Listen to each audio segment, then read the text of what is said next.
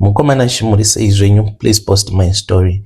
Kana ndikaziva ari kundiroya ndinomuuraya. Kutaura chokwadi, inini zita rangu muchanditi Prince.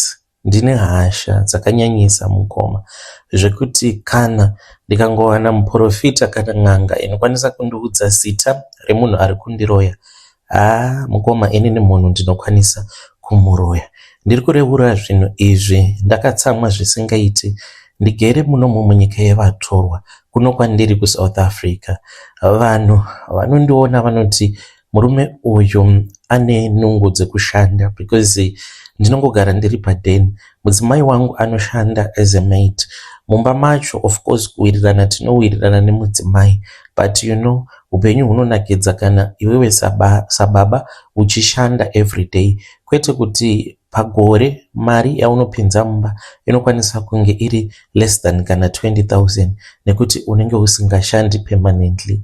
Mukoma ndiri munhu akadzidza, ndakasvika kuuniversity, ndakasvika pakuzvininipisa ndikati situation iri munyika hazviite kuti ndinge ndichiti ndongomirira basa racho iroro randakaendera kuuniversity kuti ndinge ndichidzidzira, but ndakati hazvina kana basa, ndongoita zviripo semurume ndikwanise kuchengeta mhuri yangu.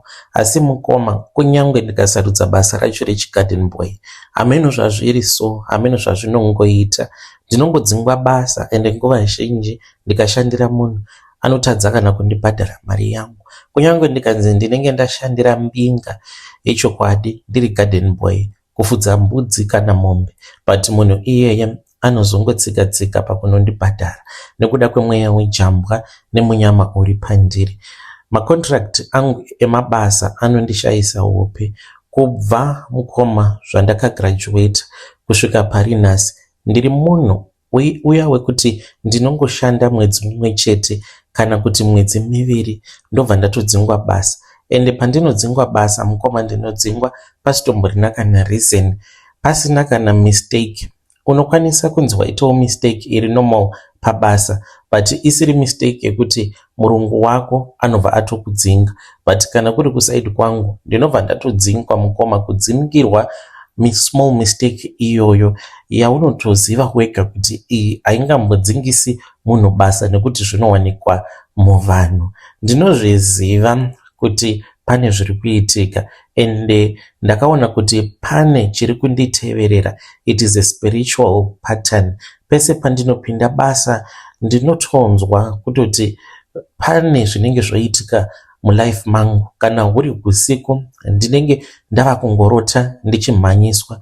Ndinorota ndichimhanyiswa nevamwe varume avo vanenge vakabata mapakatwa vasina kupfeka, but vanenge vachiratidza kuti vanenge vari varume vakararama kudhara-dhara. Vanenge vachindimhanyisa, tinenge tiri pakati pesango rinenge richityisa zvisingaiti. Varume ivavo vanozoti kana vakandibata, kazhinji vanondibata mwedzi uyo wandinenge ndatanga kushanda wava kuda kunopera, kana kuti vakandipotsa pamwedzi wekutanga vanozonondibata mwedzi unotevera. Zuva randinorota vachindibata varume ivavo, basa rinobva ratopera. It's either ndinomuka makuseni ndakatotumidzirwa message nemurungu. Murungu akati don't come back to work Prince because of ABC, kana kuti ndinotoenda kubasa, then ndobva ndatongoita ka small mistake, murungu obva atotsamwa obva atongondidzinga basa. Zvinhu izvi zviri kuitika zviri kundirwadza mukomanashi. Handizivi kana muchikwanisa kundiwanirawo muprofita kana kuti n'anga inokwanisa kundibatsira. Ina handisi kuda munhu wekuti anoswera kundiudza nhoroondo. Ndinoda munhu wekuti anongoenda pamusoro wenyaya otongondiudza kuti Prince, sawira wangu, uri uroyewa nanhengi nanhengi. Munhu akakugadzira ndinhingi, not kuswera achindiudza nhoroondo. Ndichingoda munhu anongondibatsira zvokuti ndinosara ndakagutsikana. Mari ndinokwanisa kutsvaka. Ndiri kuda kuti ndinge ndichishandirawo mhuri yangu, ndisava baba vanongonzi vanogara pamba nguva dzose. Ndinonzwa ndichizvinyarira kuti mudzimai wangu anokwanisa kubuda, kana abuda anobva atoenda kubasa, ondisiya inini manje ndiri pamba mukoma. Ndini ndinoita zvose, kusuka, kuwacha, kana kuri kuwachawo nhumbi dzake ndinotaimira paya pandinozosara ndiri ndega nevamwewo vakadzi avo vasingaende kumabasa. Ndinotora madhishi angu ndobva ndawachira mumba, dzake hembe ndo dzandinowachira mumba, ndozotaimira pandinoona kuti vamwe vakadzi vanenge vava mudzimba dzavo, ndobva ndachizobuda panze, ndobva ndatanga kuyanika, nekuti ndinonzwa kutonyara kuti vanhu vanozoti kudii, vanokwanisa kuzofungidzira kuti zvimwe kuda ndakagadzirwa nemudzimai wangu, but kwete mukoma, handina kumbogadzirwa ini, kungoti nditoriwo nemunyama uyo wandiinawo. Izvi zvakatanga kubva zvandakagraduate, handina kumbogara ndakakwanisa kuti ndinge ndichiwanawo basa. Kana mukaposta nyaya yangu muzondizivisa mukoma, ndinenge ndiri mucomment section. Chandiri kuda pari zvinozvi, ndiri kudawo muprofita kana kuti n'anga, munhu anoziva zvaanoita, so that ange achizondiudza kuti wacho akambondiroya ndiani, ndinge ndichipedzerana naye. Kunyange zvikanzi ndichaenda kunogara mujeri, but kana ndatongoponda munhu wacho akandiroya, ndinenge ndatobatsirawo nedzinza rangu rose, nekuti kwedu mukoma kwandinobva tinongonzi tingori marombe. So ende chinorwadza ndechekuti kunyange tichinzi tiri marombe, takadzidza, kune madhokta, kune maticha, kune manesi, but kuti ndinge ndichikuudzai kuti vacho vatinoti madhokta, manesi, pane here akamboenda akanoshanda muzvipatara sadhokta kana kuti nesi, vakangozviita vachiri kumayunivhesiti, uchingononzi wagraduata, zvinobva zvatotanga mweya wejambwa nemunyama unenge wava kungotevererwa neshavi racho iroro risingadi chakanaka. Mhuri yeZimbabwe ndo meseji iyo yandakatumidzirwa ichibva kuna mukoma vedu. Hanzi munhu akandiroya, anondiroya, kana ndikamuziva ndinomuuraya, whether ndibaba vangu kana kuti ndaamai, hanzi ndinotongonomuisa demo because ndiri kutambura zvisingaiti. Regedzei tibva taenda panyedu inotevera. Nyedu inotevera yakamira sekudai. Hanzi mukoma muri sei zvenyu, ndiri mukadzi wembinga. I discovered kuti murume wangu iye ane nyoka and I chose to remain quiet. Mukoma nashi mugore ra2022 murume wangu akatanga kundirambidza kupinda mune imwe room yandichati study room. Saka murumu umu ndimo maaiwanzo kunwira doro rake nemashamwari ake. Saka pakaitika incident yekuti akanditi ndinge ndichimboenda kumusha, not kwedu asi kwavo, because kwedu aitoramba kuti ndinge ndichienda ndiri ndega, but aida kuti ndinge ndichienda kumba kwavo. Manje ndokubva ndaenda kumba kwavo. Ndakasvika mukoma zuva rekutanga repiri ndikati no man, ndava kudzokera kuHarare. Handina kana munhu wandakamboudza. Ndokubva ndapinda mubhazi ndichidzoka kuHarare. Ndichinosvika pamba mukoma ndopandakaona kuti painge paine mukadzi umwe ainge aripo. Of course ainge ari girlfriend one of the best friend, but aiva married the guy. Ndikabva ndamuudza murume wangu kuti handichadi kukuona uchiwirirana zvekare neshamwari yako because is married but anta zvama girlfriend anozokupfurira. So that incident yakaita kuti ndinge ndichizova nekunyomwa kuti maybe mustudy room umu munokwanisa kunge muine zvinenge zvichiitwa. Maybe it is not even a study room, maybe munenge mutori nekamubhedha kekuti anopota achitorana nemagirlfriends ake achitorara nawo imomo, because ainge akamuita soundproof zvekuti kana ari pacall haukwanisi kana kunzwa anything. Saka nerimwe zuva mukoma mugore iroro ra2022 kumaini kwedu kwakaitika chiitiko chakaka chikamadza vanhu. Akafonerwa nevashandi vake vakamuudza kuti vainge vaona nyoka yeblue iyo yainge yakavabloka nekuti vainge vachida kupinda mugodhi, but vaiona nyoka yeblue yainge yakatobloka isingadi kana kuti munhu ange achiswedera padhuze nepayainge iri. Ende vaiti kana vakaitema nematombo yainzvenga matombo kana matanda, vaizama kuirova nematanda, but matanda acho aityikoka vachiipotsa. Saka akangosimuka mukoma ndokubva atoti ava kuenda kumaini. Akazotondiudza nezvenyoka mushure mekunge abvako kumaini ikoko. Akabuda achimhanya mukoma. Saka paakabuda ndaitovawo bhizi ndichiitawo zvandainge ndichiita ndichitotsvaira. Ndopandakabva ndachizoona kuti ainge akanganwa kuvhara dhoo remustudy room. Ndakapinda mukoma ndichida kunyatsokuongorora kuti ndinge ndichiona kuti what is going on. Saka pandakapindamo imomo ndakabva ndachizoona kuti mainge mutori necoffin, but coffin iri harina kukura.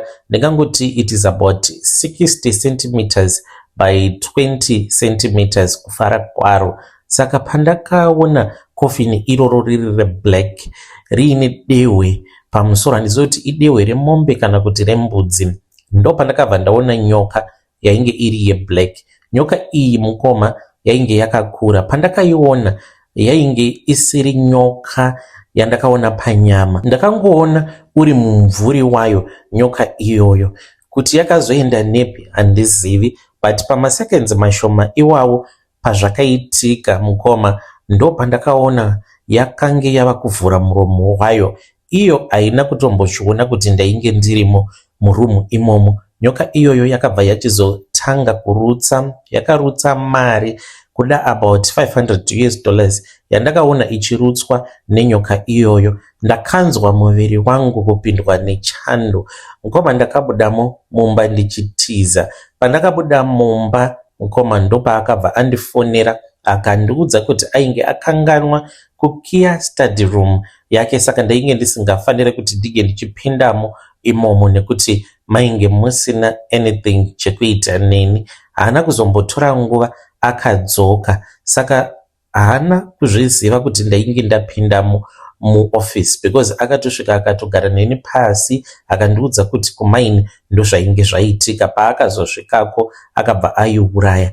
Asi usiku hwacho ihwohwo mukoma paakaenda kustudy room kwake akadzoka. Pandakamutarisa aita sekunge munhu ainge arohwa because akangobuda mustudy room nekutongononanga mubathroom, but chiso chake ainge achichihwandisa asingadi kunditarisa because akazondiwana ndainge ndiri mubedroom ndokungonopinda mubathroom akatogeza. Akaita nguva arimo mubathroom, achibudamo ndokungopinda mumachira kwava kundifuratira. Akabva ati ainge ava kuzviziva kuti ndainge ndapinda mustudy room make, ndainge ndisingafanire kuti ndinge ndichizviita izvozvo. Whether akanganwa dhoo rakavhurwa risina kukiyiwa nekuti ndainge ndatokanganisa. Ndakamubvunza kuti ndainge ndakanganisa chii chaizvo. Akandiudza kuti chingoziva kuti wakanganisa panobva pfuma yedu. Handisivi hangu kuti akazozvigadzirisa sei because munhu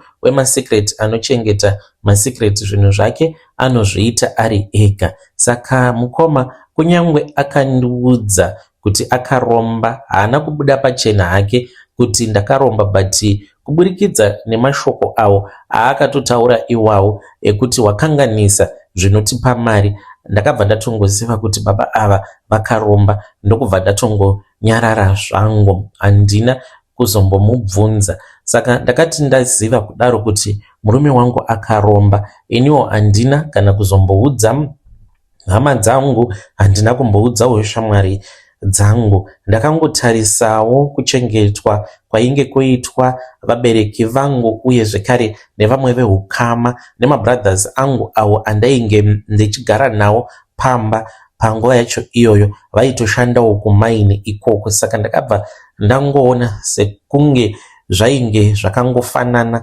ndikabva ndangonyarara. Kusvika pari nhasi handina mashura mamwe andakazomboona pamba pangu, but kugara ndiri ndega ndinotya. Ndochikonzero icho chakasakisa kuti ndive munhu anoita sekunge anochengeta hama dzake stereki. Pamba mukomanashi panongogara pakazara hama, dzingava dziri hama dzangu, dzingava dziri hama dzake. Pamba panongogara paine hama dzinenge dzakawanda because kana varipo madzitete angu kana kuti macousin sisters angu ndinonzwa kuti ndinenge ndakachengetedzeka, but kana ndiri ndega so ndinenge ndichingonzwa kutya. Handikwanisi kurara mumba ndiri ndega, ndingatoenda ndikanobhuka hangu kulodge than kuti ndinge ndichirara mumba ndiri ndega because ndinenge ndichinzwa kutya. When you post my story mozondizivisa mukoma, ndinenge ndirimo ndiri mucomment section. Yo, muri yeZimbabwe ndo message iyo yandakatumidzirwa ichibva kuna vanzvadzi vedu. Ngatitaurei navo vanzvadzi vedu ava mucomment section. Zvakangooma nazvo veduwe, hanzi ndo zvavakasanganawo nazvo izvozvizvi. Hanzi ndakaona nyoka yairutsa mari, asi vanoti murume wavo havana kumuramba, vakasarudza kuti vange vachigara. Zvakangooma. Dai kwanga kuri kunzi ndiwe wasangana nezvinhu zvakadaro, ungaramba ugerepo here pamba ipapo kana kuti unongosiyana nazvo? Tell me what you think mucomment section. Rekidzai tibva taenda panyedu inotevera. Nyedu inotevera yakamira sekudai. Hanzi mukoma muri sei zvenyu? Inini ndiri mbavha. My fiance does not even know kuti ndiri mbavha. Zvakaitika mukoma nashi ndezvekudai. So last year irori gore rapfuura painge pari paXmas, fiance yangu haatombozvizivi kuti ndainge ndiripi. Saka ndainge ndichida kujoinidza mari. Ndainge ndiine mari dzandainge ndakamupa, saka dzimwe dzacho dzainge dziri mari dzevanhu. Ndainge ndava kuda kudzosera vanhu mari dzavo. Saka basa rangu mukoma ndinoita basa rekuba. Kubva ndiri kuZimbabwe kusvika ndauya kunongo kwandigere ndichangoti kuPretoria, ndinongoita zvemahouse break in, kuba motikari, ngoba zvakasiyana siyana, ndinongotamba yose yose. Saka ndakabva ndataura neimwe friend yangu muSouth African, akandiudza kuti kune kumwe uko kwaainge achida kuti tinge tichienda kunoba. Saka iye akazosara ari mumotikari, ndokubva ndapinda mumba macho usiku. Saka varidzi vepamba ipapo vainge vari kuholiday. Saka mukoma nashi ndapinda muceiling, ndopakarira alarm yakangorira ka1 ndokubva yadzima. Sezvo pamba apa painge paine kitsi, varidzi vacho vakabva vatuma umwe munhu kuya kuzomonita imba panguva iyo yandainge ndichiri mukati, ndisati ndakwanisa kuti ndinge ndichibuda mumba. Saka pandakanzwa vanhu vachitaura, ndakabva ndadzokera zvekare muceiling. Saka vanhu pavakapinda mumba ndaifungidzira kuti maybe vachangocheka then vobva vadzokera zvavo, but mukoma nashi vakagara vakarara. Ndakaita 2 days ndirimo muceiling imomo. Ndakangokwanisa kungodzima foni yangu kuitira kuti isazoridza ringing tone, kunyange kuisa pasilent ndainge ndisingadi, because ndaitya kuti fiance kana akazondifonera kana kuti akati ita voice note, ndaitya kuti kana ndikazoita voice note ndisiri sure kuti vanhu vaenda here or not, ndaikwanisa kana kuzongobatwa. Saka ndakaita 2 days ndisina kudya nokunwa mvura, uye zvekare ndakadzima foni yangu. Panguva iyoyo mukoma nashi fiance ainge achindifonera every hour achindishaya kuti ndiripi. Pandakazobuda muceiling ipapo ndikabva ndadzokera kumba, fiance yangu akatanga kundipopotera achiti wakadzima foni yako Xmas yose pasina kundiudza kuti uripi. Chokwadi ndechekuti wainge uine umwe mukadzi girlfriend. Ndakaedza kumunyepera kuti ndakabirwa foni, because foni ndakabva ndatongoitengesa, ndikabva ndaenda kunoita fake police report yandainge ndakafaila. Saka iye kusvika pari nhasi anogara achingondibvunza, but mukoma nashi ndainge ndiri muceiling. Tiri kunetsana mazuva ose. Apa ndiri kufanira kuti ndinge ndichienda kunomubvisira mari this year kumba kwavo. Ari kuti it is okay, we can still go ahead neurongwa hwedu hwatiinahwo, but iye ava kuti I don't know if I will be able to trust you, because haudi kundiudza kuti wainge uripi. Saka dzimwe nguva anomboti kana ukasandiudza chokwadi chekuti waivepi pa2 days, zvitori nani kuti tinge tichingocancela wedding tombomira kuchata, haisi kuzoitwa, which means uchandiroora ndombogara hangu kumba kwemaparents angu kusvika wazondiudza chokwadi tozochata. Saka inini mukoma ndichazivi kuti ndodii. Ndinotya kuti kana ndikamuudza chokwadi chekuti shamwari unondoona ndichifamba nemotikari dzose dzandinofamba nadzo, but ndiri mbavha, ndinoita zvema-armed robberies, ndinopindira vanhu mudzimba dzavo, kuhijeka kana kukidnepa munhu depending neinformation yatinenge tapiwa. Anobva andiramba because baba vake ndevamufundisi. Ndakatotendeuka ini mukoma nekuda kwake. Ndiri kudawo maadvices kubva kumhuri yeZimbabwe. Ndomuudza chokwadi here kana kuti ndongomunyepera sezvandakamuudza kuti ndakarobhewa ndikabirwa foni? When you post my story muzondizivisa, ndichange ndirimo ndiri mucomment section. Mhuri yeZimbabwe ndo message iyo yandakatumidzirwa ichibva kuna mukoma vedu. Voita sei? Votaura chokwadi here kana kuti kwete? Ngatitaurei navo mucomment section, mukoma vedu ava. Zvakangooma hazvo vedu we. Erekedzai tibva taenda panyedu inotevera. Nyedu inotevera yakamira sekudai. Hanzi mukoma Nashi, I wish I had came back ndozobvunza vanhu panapa paZim Confessions, ndichibvunza vanhu kuti zvinoita here kuti ndinge ndichizovapo pakuiswa kwematombstone pamakuva ana gogo nepatombstone raamainini avo vakazoroorwa nababa mushure mekunge varambana naamai. Saka mukoma ndakambouya kwamuri, I don't know if you still remember me. Ndokubva ndachizoramba ndichienderera mberi nehurongwa hwangu hwandainge ndiinahwo, even though nemurume takatombonetsana nekuda kwenyaya iyoyo because murume ainge asingadi kuti ndinge ndichizovapo painge pachazoitwa zvinhu zvose izvo zvakazoitwa. Mukoma Nashi ndichiri kuno kuZim. If you are able, you can even see me ndisati ndadzokera kuUK. Ndiri kutya kuti ndazvisimudzira mhepo nekuda kwezvandakaita izvi. Zita rangu muchanditi Susan, not a real name. Ndapererwa mukoma Nashi nekuda kwechivanhu icho chandakaitiswa. Handisati ndatomboudza murume wangu kuti ndochivanhu chandakaita icho chichi. Nyaya yangu yakatangira muna 2023 apo pandakakuudzai kuti I had been looking for my father all my life and ndakakwanisa kuzovawana, but ndakavawana a little bit too late because vainge vatoshaika. Ndikatanga kutaura nema half siblings angu, saka patakataura tose murume wangu aisatomboda akati itai maDNA. Ndakafara chaizvo mukoma Nashi patakaita maDNA.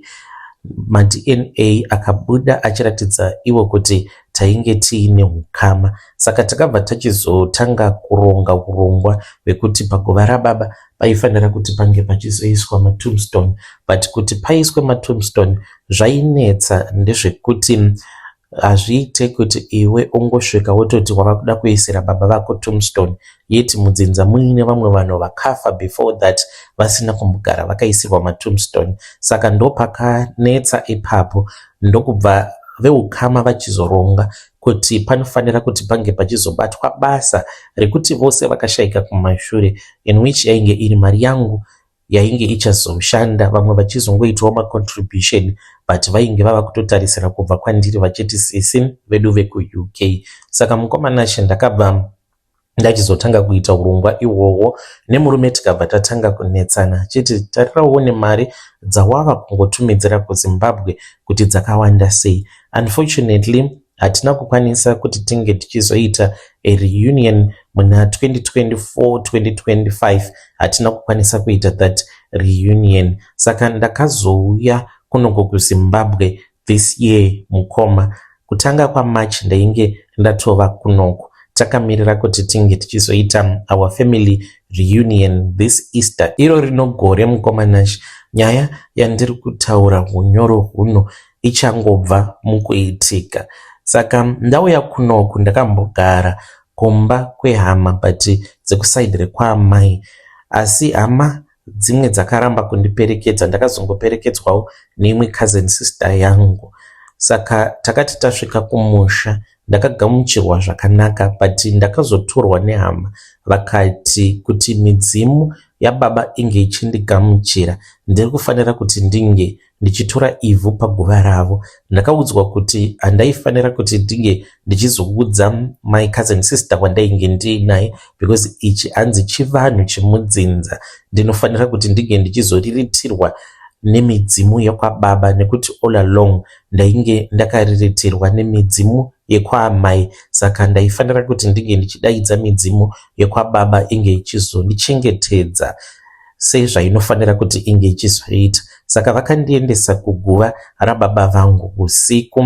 Tasvikako mukomana painge paina vamwe ambuya vaingonziwo gogo kuda ndevemuvillage, vainge vakapfeka machira machena, vakachera ivhu. Vakati vachera ivhu kudaro pamusoro peguva rababa vangu, vakabva varikanda mukapu.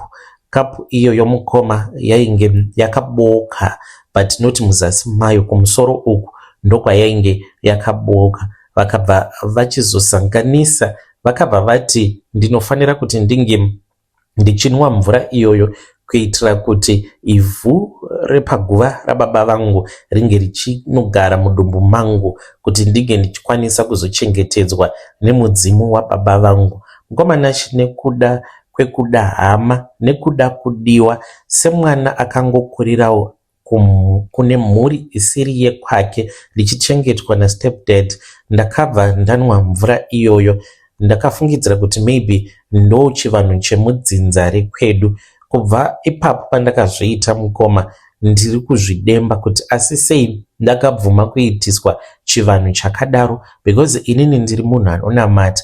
Dai kwanga kuri kunze handinamati maybe, but nekuda kwekuti ndinonamata ndiri kunzwa mweya wangu uchizvidemba kuti dai ndisina kumbogara ndakazviita. Murume wangu haatozvizivi. Chandidzosa pano vedare inhau yekuti ndinoda kuziva kuti kwenyuwo kune chivanhu chakaita saizvozvo here, kuti mwana anenge asina kukurira mudzinza paanozonzi adzoka mudzinza then obva achizonwiswa ivhu repaguva pababa vake, kana kuti paguva ragogo, kana kuti paguva rasekuru. Hanzi ndiko kuti midzimu inge ichizotanga kukuchengeta. Saka I'm so confused mukoma. Handisati ndaiudza kana umwe munhu ndimi wekutotanga kutokuudzai nyaya iyi, because ndinotodawo kuti munge muchindibatsira. Handizivi kuti kuUK kwandichadzokera ndichanosangana nemasituation akaita sei,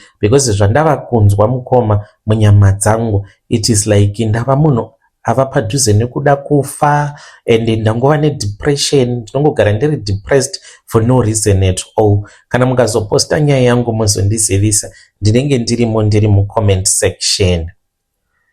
Yo, muri yeZimbabwe ndo message iyo yandakatumidzirwa ichibva kuna vanzvadzi vedu, ngatitaurei navo mucomment section.